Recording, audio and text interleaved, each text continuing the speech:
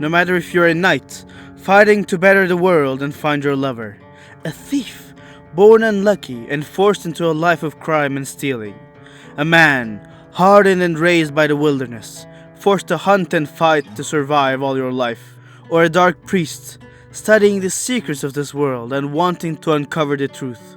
In the end, the world you live in, the life choices you made, the circumstances you grew up in, all led you here, to the disturbing dungeon of fear and hunger. How you react to the challenges and horrors present inside will determine your fate, and even the fate of the world itself. But tonight, we aren't here to talk about you. You are but a small, recent, and insignificant addition to the cog of the world, and there are those who are here far longer, and whose influence to the world is far beyond the comprehension of its inhabitants. The universe of fear and hunger has a rich lore and mythology that goes quite deep in its deities and their influence on the world at large. The history of these deities that reigned the world through millennia. Mentions and even presence of these greater beings are plentiful in both games.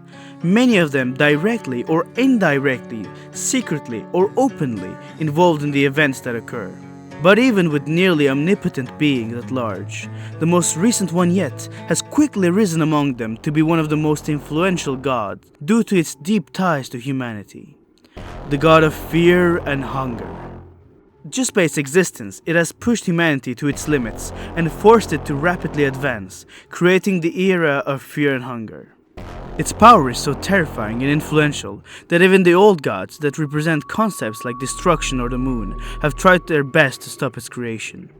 But through the first game, we see the circumstances that lead to its birth, and in the second game we see the influence it has had on the world in just 350 years, and how it has changed humanity forever.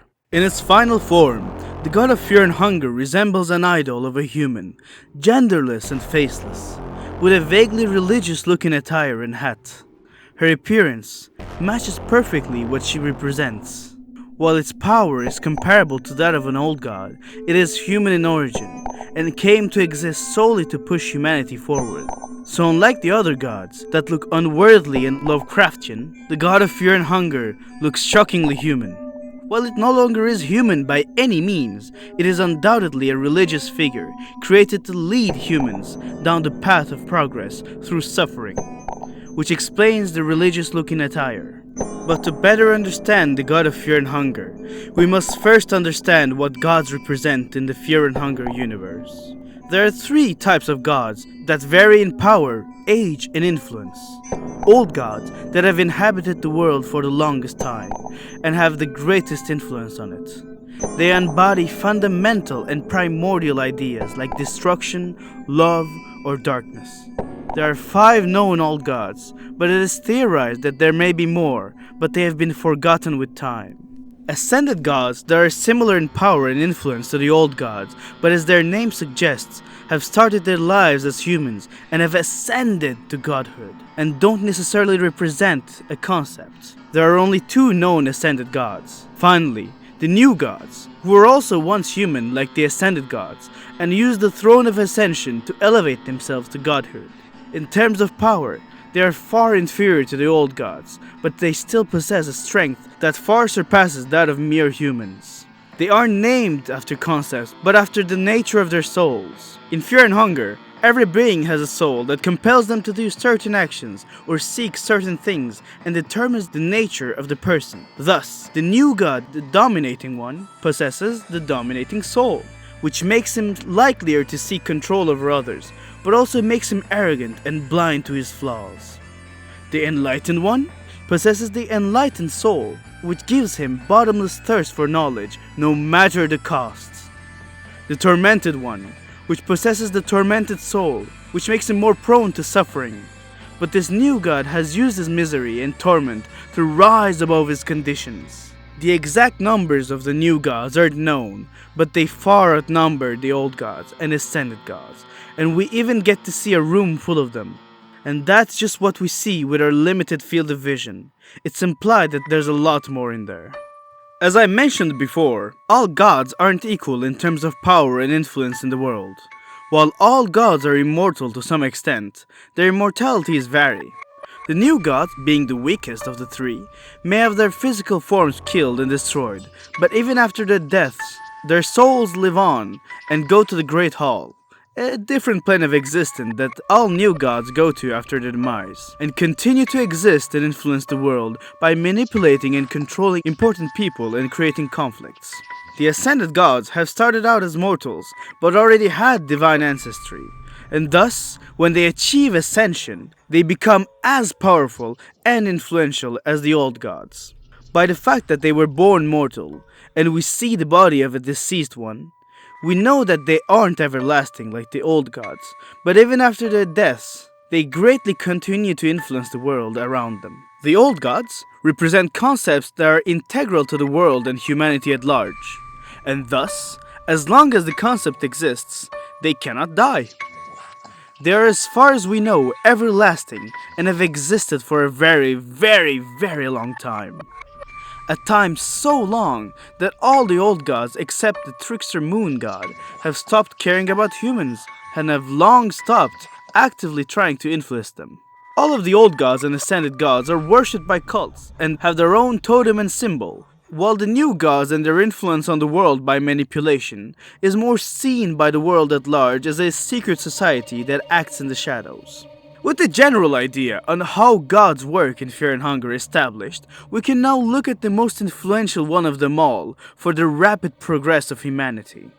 A god that single-handedly sped up evolution for the human society by centuries and turned a world that was stuck in the Middle Ages into a world with technology comparable to the 1900s in just 350 years just by its presence and influence.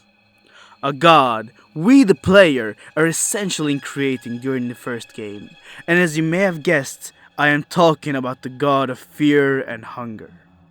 Imagine an old medieval prison built on grounds under heavy influence of old, powerful, and Lovecraftian horrors beyond human imagination. Every person inside has gone mad and or mutated into abominable creatures under the influence of one of these old gods. The place is a pit of misery, filled with horrors beyond human comprehension at every turn. Red corridors filled with remains and monsters, entire villages of mutants, flying abominations, child-snatching bug people, demons, golems, psychopaths, embodiments of torment, domination, and seeking knowledge, without the shadow of a doubt, the worst place to be in the entire world. But one day, in the abominable dungeon of fear and hunger, a girl was born from the unexpected and twisted union between a knight prophesied to unite humankind under his leadership and a new god. But in a sad and yet unfortunately expected turn of events for the dungeon, her parents never cared for her and left her to meet her end. A baby was abandoned in the dungeons of fear and hunger. One would expect the story to end there, but against all odds, and possibly because of her godly origins, she possessed the Ancient One's soul, and was able to survive in the dungeons. Of course, her survival wasn't easy, and she witnessed the full horrors of the dungeons, the abominations, the insanity, the fear, the imprisonment, the torment, the starvation, the delirium, the sadism, the masochism, the horror of it all. She grew up her entire life, witnessing the worst parts of humanity, and lived in hopeless misery, unable to get out of it. But one day, while she was locked in a cage by a crazed man under the influence of the gods, she was rescued by an adventurer that came from outside the dungeons to seek something precious to them in the depths. The adventurer took her with them out of pity and a sense of duty to protect the helpless child, and made her their companion. The little girl, barely 8 at the time, had known only cruelty from those in the dungeon, and thus didn't trust the adventurer, but was too broken to resist or even try to flee. She had given up on life. But while exploring the courtside of the former prison, the adventurer found a knife and gifted it to the girl so she could protect herself. This simple act, that would have been seen as trivial or unimportant act to a normal person, was the first act of kindness the little girl had received, or even seen in her entire life. Seeing the reaction and the gratitude from the little girl for such a small act moved the heart of the adventurer and made them more determined to protect her and care for her. Later, when exploring the abandoned prison cells, the adventurer finds an old, rusty, and tethered doll and gives it to the girl. This is the second act of kindness she has received in her life, and for the first time since she was born, the little girl feels hope for the future. That maybe, just maybe, things will change for the better.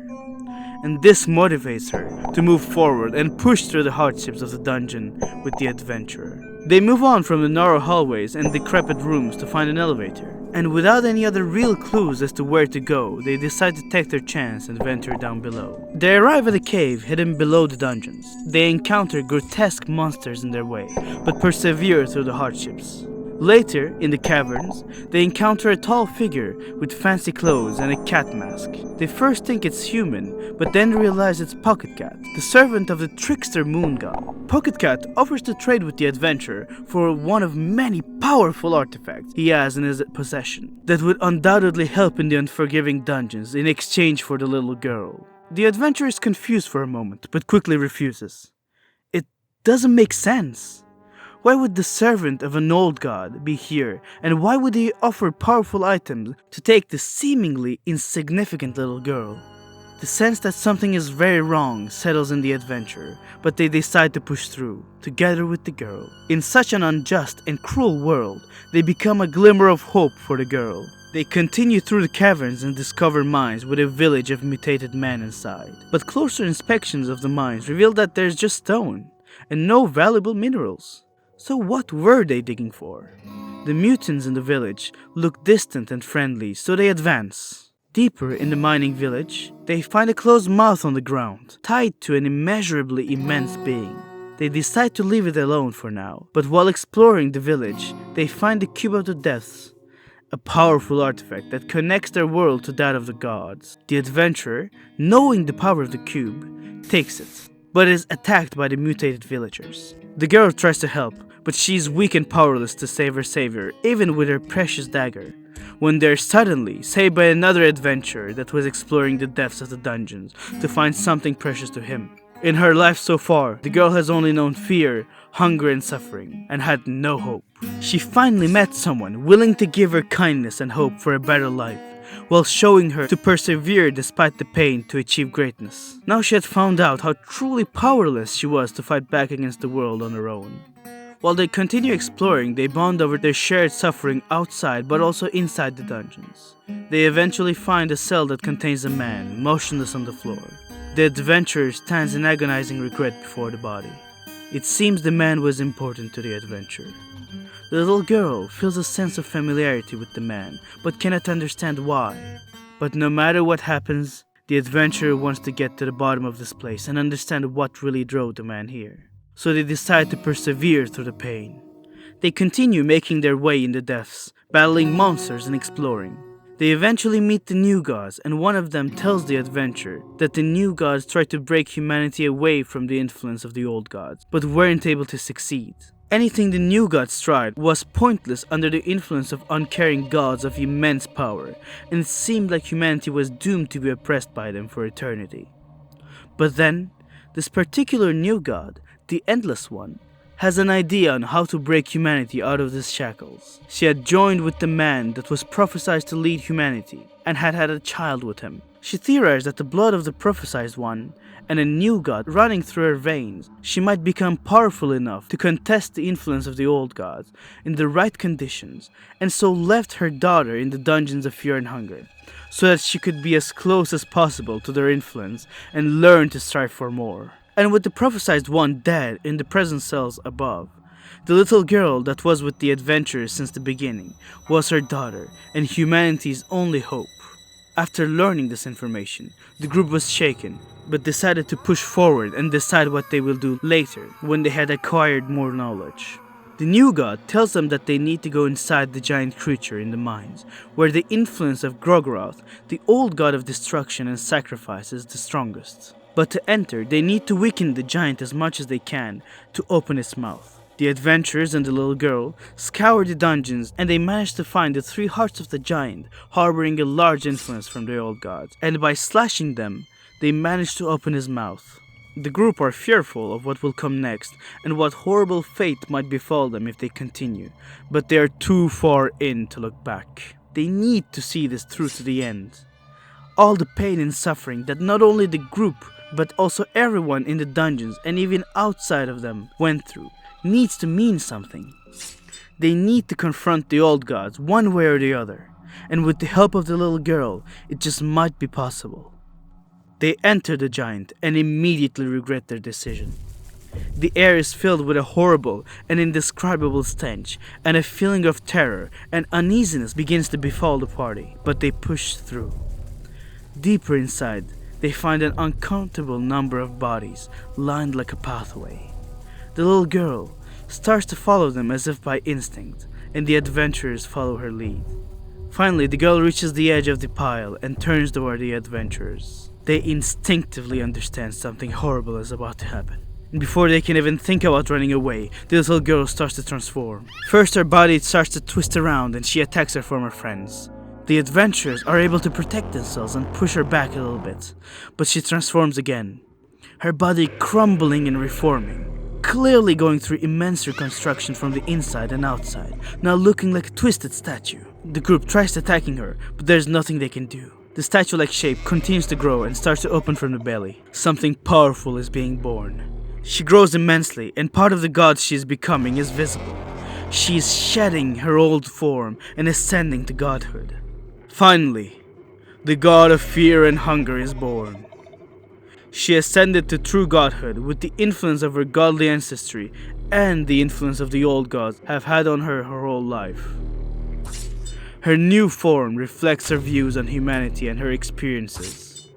She was a little girl, left to fend for herself in the most wretched place known to man, and had only known fear, hunger, and suffering all her life.